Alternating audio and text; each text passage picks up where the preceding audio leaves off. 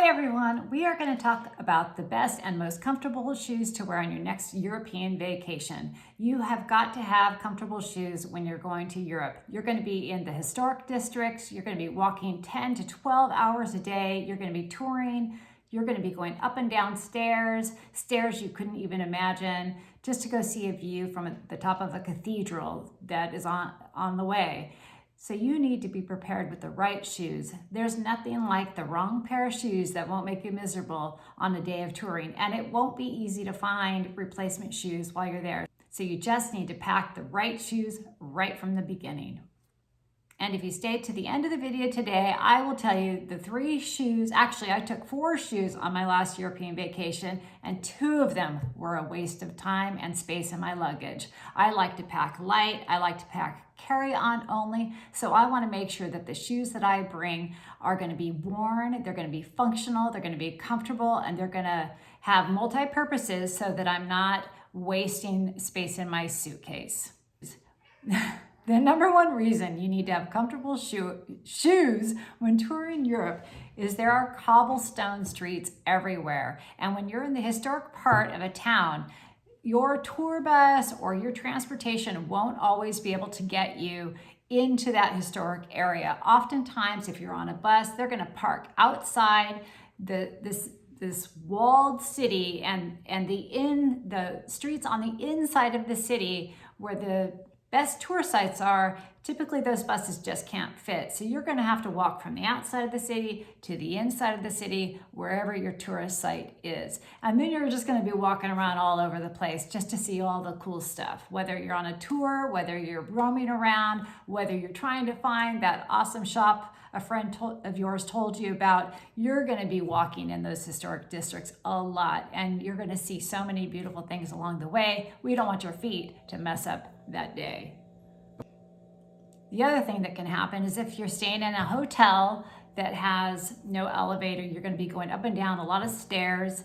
And that has happened to me before, where I'm staying in a hotel, it's an old building, and gee, there's no stairs. I mean, there's no elevator. There's only stairs, and they're like spiral stairs that go all the way up in these old buildings. So just figure you need to be ready for just about anything. It's not like home. It's a historic world that we're walking through, and we need to have the right shoes to get through and be happy and comfortable. You also may be required to walk over a lot of gravel during your travel. In my last stay at a hotel, I did not expect that when our bus parked, we were parked in a large gravel parking spot. We had to be able to take our suitcases and walk through that gravel and get to the main hotel lobby. And then from the lobby, we had to walk on more gravel just to get to our rooms. So it was quite a bit of walking. It was late at night. It was just another time. I'm glad I had the right shoes on, because I had unexpected walking at the end of the day in the dark. So you need to be ready for everything. So if you are in any historic district anywhere, the streets are old, beautiful, and bumpy. Just remember that. So here today, we are going to talk about the types of shoes you should bring. And then among these types, I'm going to recommend you only take 2 to 3 pairs of shoes. 2 to 3. Now, I took 4 on my last trip because I'm counting a pair of slim slippers that I brought from my hotel room, but even those ended up being a waste, so I really did not need them. You can do 3 easily. You could probably do 2, but it's just going to be a little bit of mental gymnastics for you to get over the fact that you can get by with 2. So here we go. The first shoe you should take is a very comfortable walking shoe. This is going to be the shoe that you're going to see all the sights in. You're going to be touring, you're going to be in them the most on your trip. This is also the pair of shoes you're going to wear on the airplane because they'll probably be the most bulky. The shoes that I took on my last trip were these.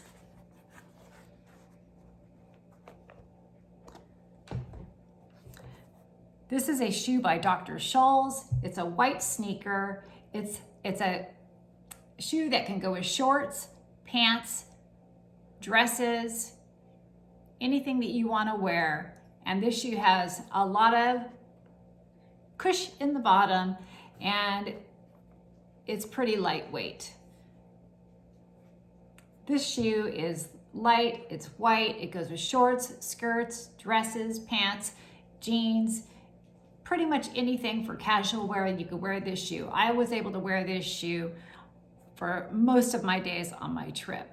So in those sneakers, I walked up cathedral steps that were 200 steps up, 200 steps down. Then there was another cathedral that we were going to go up, and that was 400 steps up and 400 steps down, or something like that. It was crazy. It was a lot of steps. We walked for 10 to 12 hours a day. We were up at 6:30 and we got back to our hotel room like about 10:30 every night. So we were walking a lot. We didn't always have time to or access to our other clothing items or our other shoes. So you had to wear a pair of shoes that you knew were going to make it through the day. And those shoes made it through the day. So choose a pair of sneakers.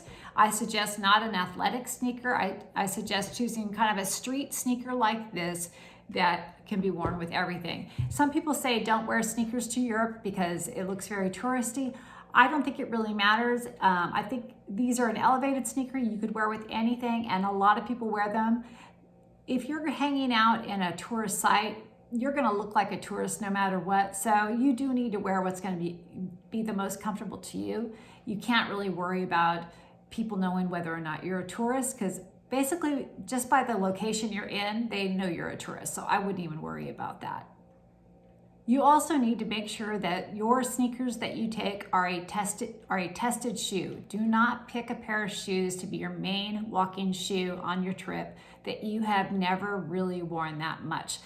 These shoes need to be the shoes you have tried, you've worn them at home. They're the shoes you gravitate towards when you have a casual walking day or you're just gonna go run a lot of errands. Do not pick anything that you wouldn't wanna have on your feet all day long at home on your European vacation, or an untested pair, because you will regret that. You will regret it. It will be terrible. You better test your shoes out. So I had these sneakers in my closet for several months before I even knew I was going on the trip that I took them on, and I just knew they would be great because I wear them all the time. So hey, if this video is helping you at all to decide what to wear, please subscribe. Please hit the little thumbs up. I would really appreciate it. It's really going to help my channel grow, and it's going to help my video reach more people. So the second type of shoes you should take are a sandal that you could wear dresses with, but also has some support. It's strong enough for those cobblestone streets or gravel if you end up on that, and will go with everything. So I have a few options that I thought would be really good. These are from Taos. These are a great shoe with some structure. You can wear these with dresses, skirts, shorts, even pants if you want, on a spring, summer type trip. The other sandal that I recommend, here's a Skechers sandal. This is in black. They also have them in other colors, but this is a very soft sandal with structure that you could take if you rather have black. It's a little sportier. This is elastic. There's other choices out there, but this is sort of a type of sandal that you could take. You could probably even get away with this at night. I don't take high heel sandals. I don't recommend that you take high heel sandals. So if you're a person who wants to take a heel, this isn't gonna really fit your lifestyle. But if you wanna be comfortable, this is the pair that you could wear all day if you felt it was too hot to wear a closed-in shoe, and these would work on the cobblestone streets and those stairs as well. For a sportier sandal, you could take something like this. It still has a lot of support. It's a Skechers sandal. It's very soft and squishy. It's got a little bit of arch support, but it'll also protect your feet on those cobblestone streets. It's closed in. It's basically a closed-in sandal. You could wear something like this. This is a little less dressy, so if you're wanting to look dressed up, you might want to pick one of the other sandals. This is a more casual sandal, so depending on your environment, where you want to be, this is an option. Another great sandal that you can take is a Birkenstock. You can wear these with socks. It seems to be the fashion right now. People are doing that more, especially the young people. You can wear these by themselves. You can use a pair of sandals like this to double as your sort of bathroom slipper or if you want to wear something in the shower. These particular ones are a plastic material. So these can be your beach sandal, they can be your hotel slipper. You can wear them with socks if your feet are cold. You can wear them without socks, you can wear them without socks. This is a great option and it's very versatile. As your second pair, you can also choose a closed-in shoe. I suggest a flat, closed-in, sort of ballerina flat, something like this. It's very low profile, so it's gonna pack down very small in your suitcase. This will be something that, this one has a pointy toe. You don't have to have a pointy toe, it could be a round toe. These are comfortable. I probably wouldn't wear them all day comfortable, but they are very comfortable.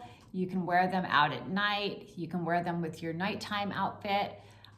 For the last type of shoe that I recommend taking on a European trip, we are gonna look at flip-flops. Now, in Europe, flip-flops are not worn around cobblestone streets, and nobody really wears that. And all the people say, hey, don't wear flip-flops. It's just not the right thing to wear. I would choose to not wear them only because you're going to be on those cobblestone streets and those stairs and all that, and maybe gravel. So they're not a great option. But if you're at the beach, you can wear them. If you're in your hotel room, they can kind of double as your hotel slipper. You could wear them in the shower if you don't want to be barefoot in the showers. So that's why I think a flip-flop could be a good shoe. It's also very, very small. It packs down really small. So this is a pair that's got a faux leather, I think, on there, and it just packs really small. So putting these in your suitcase, you're not taking up a lot of space, but they can serve a good purpose. Like I like to have something on my feet in the hotel rooms, and so this is an option to do this. You could do the Birkenstock, you could do this. If you want something that you can get wet, you could do the Havaianas. They're very slim as well. These are a great shoe to pack. They just take up so little space, and if you're gonna be at the beach, or if you want to use them in the shower, I recommend these. But I do not recommend walking around on cobblestones with these all day. You'll probably break them, your feet will be so sore, you'll just be unhappy, and your feet will probably be dirty by the end of the day. So those are my recommendations. Okay, so now is the big reveal. What shoes did I take on my last European vacation? Well, I kind of already gave away the sneakers, so you all know that I took these. I wore these, they were great. They were great. The third pair of shoes I brought that I actually regret taking, although in a future trip I might pack them again, was the closed-in black shoes. Now, the only reason why I brought these was because I knew we were gonna have 2 different nights where we needed to dress up a little bit, and I was gonna wear a black dress one night and another black outfit another night. Our trip was so packed, and the way it was arranged, we did not have access to our clothes. So we were going to be touring all day for 10, 12 hours and then go to these dressy restaurants. So I didn't have a way to carry them because we were at the places we were at. We were not allowed to take large backpacks in, so I couldn't carry them with me, and I wasn't going to have access to them. So I had to wear my white tennies, even though I knew that we were going to a dressy restaurant at night, but we just had no access. So I was like, well, I wore something a little bit nicer during the day, and I just had to wear my white tennies. And it was, you know what? It wasn't ideally what I would want to wear, but it worked out. And once you're sitting down, nobody sees your shoes anyway. So it worked out. I would have preferred to have worn these, and I would have felt a little more put together, but it just didn't happen. The other pair of shoes I actually don't even have anymore. I had purchased a pair of sort of hotel slippers because I wanted to have something to walk around in the hotel, and my usual slippers are kind of an UGG slipper, so they're too big to take in a carry-on only packing situation, which is what I did on this trip. So I bought a very slim slipper that I could wear in the hotel room.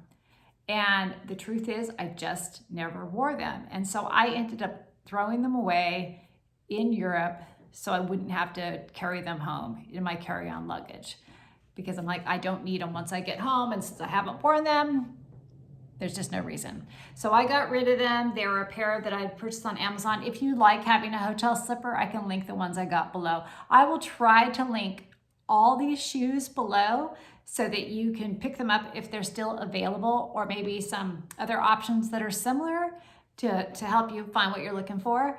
In the end, what I learned on my trip is that I could really get away with 2 pairs of shoes, the sneakers and the sandals. And that is what I wore 95% of the time unless I was sleeping. Okay, everybody, if this video was helpful to you, please subscribe. Please hit that thumbs up. I would really appreciate it. And thank you for watching till the end. Have a great trip. And if you want to learn how to pack for Europe and carry on only, which I highly recommend for many reasons, check down below in the description and I have a link to that video. I'll learn, if I can learn how to put it up here, I will. I just don't know how to do that yet. I'm pretty new at this. Okay, bye.